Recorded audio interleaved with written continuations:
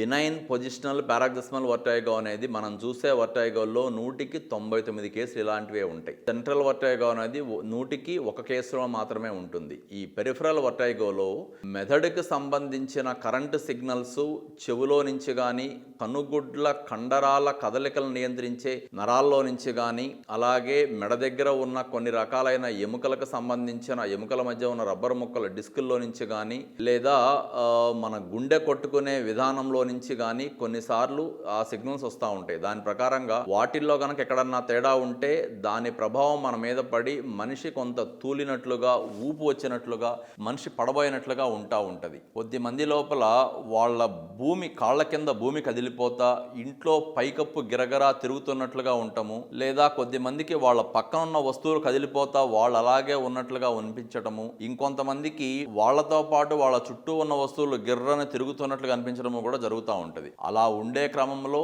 ఈ వర్టైగోని మనం పట్టుకొని దీనికి పరిష్కారం చూడాలి అంటే దీని వెనకమాల ఉన్న కారణాన్ని గట్టిగా పట్టుకోవాలి. ఇది ఎక్కడి నుంచి వస్తుంది?